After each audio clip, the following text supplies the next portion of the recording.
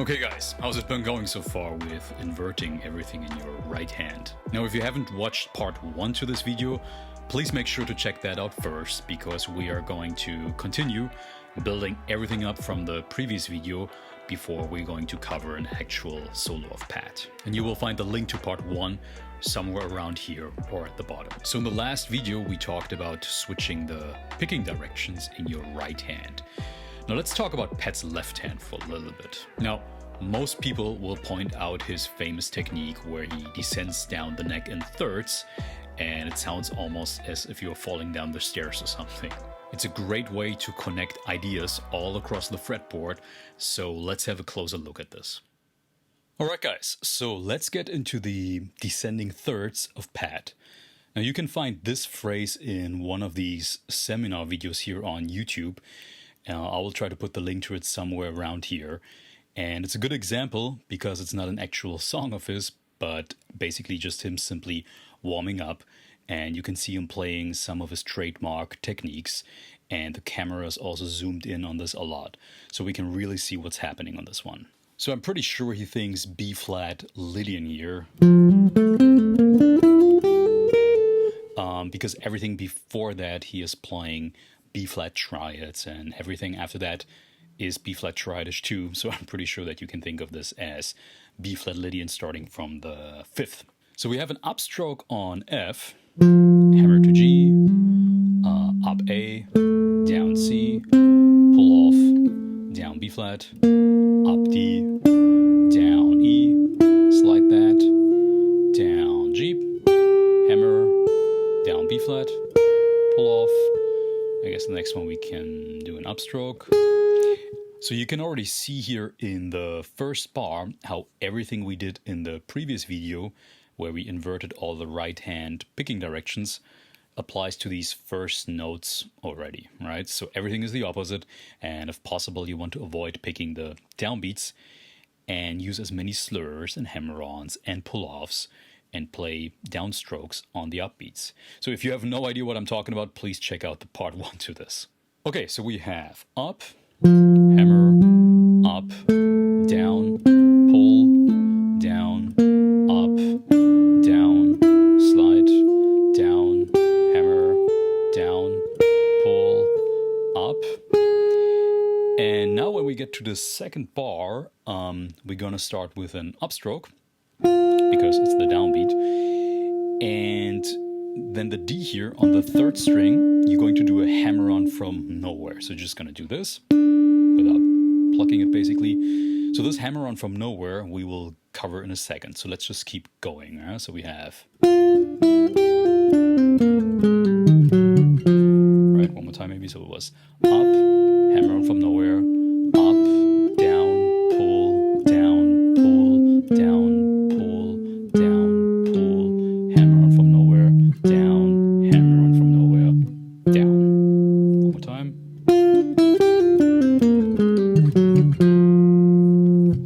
so let's do this one more time maybe. So we have the second bar was up, hammer, up, down, pull, down, pull, down, pull, down, pull, hammer, down, down. Right, so in context.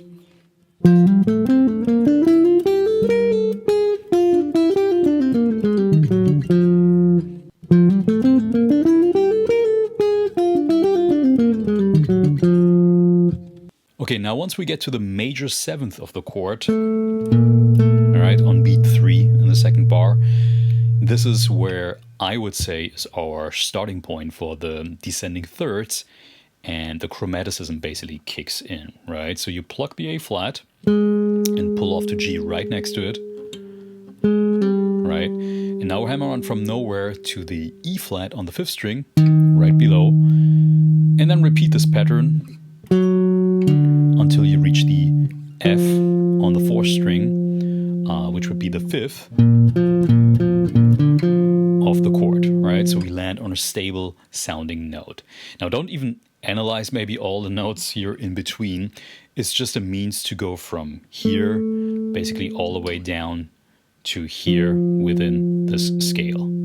So as you've probably noticed by now with this descending thirds lick is that from these two notes, the lower note is always hammered on from nowhere. Yeah, same as the one note at the beginning of the second bar when we did that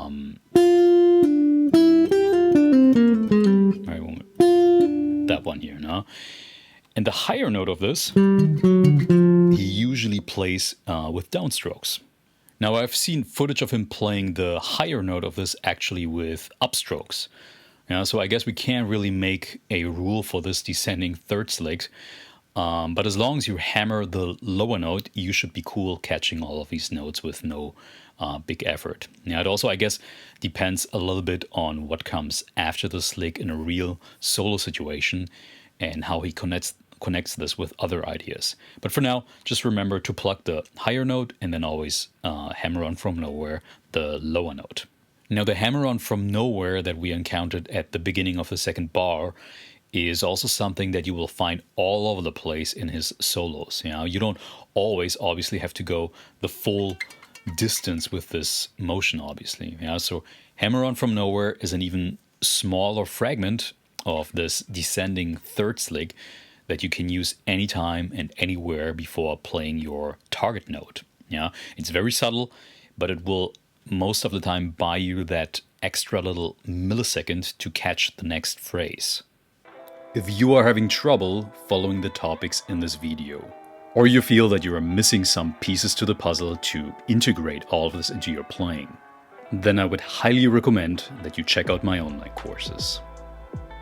Sure, you can learn a lick on YouTube here and there and do some cobbling together, but if you don't have an understanding how all these pieces work together, then none of this will do or move the needle in your guitar playing, and everything will end up as a drop in the ocean. Don't be just a lifestyle guitar player who watches video after video for entertainment without ever getting anywhere. So treat your passion like a pro. At the end of the day, we all want to see real progress and know that we are on our path. And I will try my best to provide you with free content on here as much as possible. But if you are serious about evolving into a more advanced player, then I can't stress enough to you to join one of my online courses. I'll be with you every step of the way to help you finally unleash your full potential, and you can find the links in the description down below. Check out anrimaruyama.com to learn more about my online courses. So let's have maybe one more example lick for these hammer-ons from nowhere. So this one you can find on the tune Son of 13, and it takes place kind of at the end of the solo.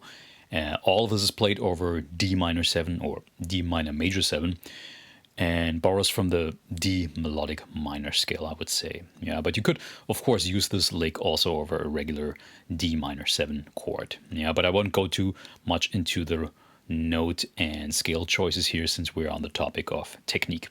So you play the minor third, then you play the ninth here on top, back to the minor third, and there's your hammer on from nowhere to the major 7th. Then you play the 9th here, and back to the hammer on from nowhere. And then you basically just repeat this pattern, right? So we had...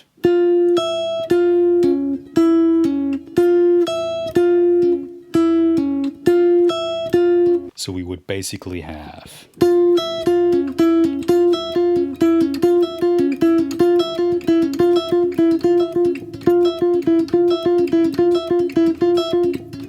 I mean, if I wouldn't be hammering from nowhere the lowest note, I mean, it would be almost impossible for me to catch everything. But you can see it's the same concept, just with a bigger harmonic jump, basically. But the hammer on from nowhere is still in the bottom. So the last one is an easy one. Until now, I told you to invert everything and play a lot the opposite way. Now, just remember that if a phrase starts with 2 or more consecutive 16th notes on one string, he usually switches back to the alternate picking for a second.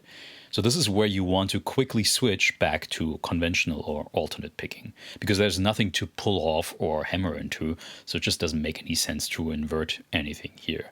So in these cases, keep everything normal for a short period of time. So just as a quick example, this would be a phrase from his tune, At Least You're Here,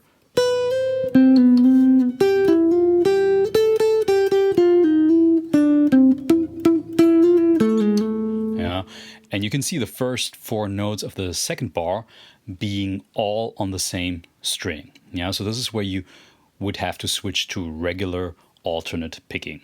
I mean, this might seem obvious, but everything before and after that goes back to the inverted thing we covered earlier, right? So we would have one more time maybe. Right, so we have up, up, up, down, up, and here. And only this little part here in the middle, you would have to quickly switch gears for a second, no? And go back. And then, so we would have up, up again, up, down, hammer, up, then alternate picking,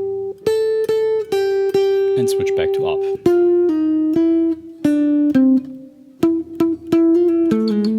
So this last one you don't really have to practice, but it's definitely important to notice and something to get ready for.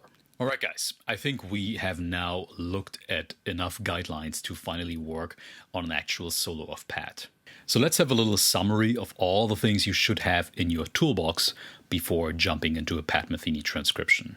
So we had the inverted right hand picking for busier parts where we pluck upbeats, ideally with downstrokes, and also avoid picking downbeats by using slurs, hammer-ons, and pull-offs. We use a lot of upstrokes for melodious passages, especially on the first and second string. And then we had the descending thirds movement, where we always use the hammer-on from nowhere for the lower note.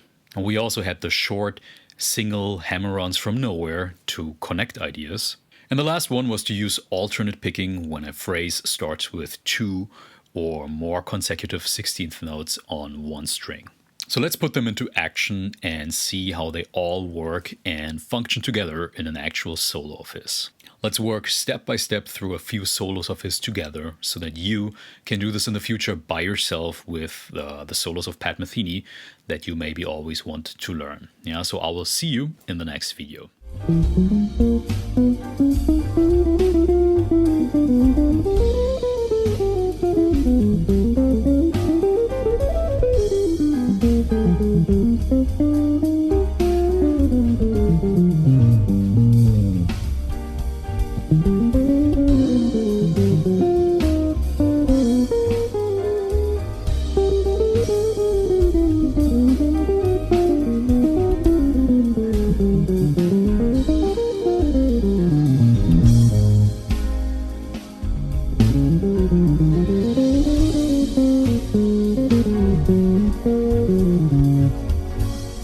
Mm-hmm.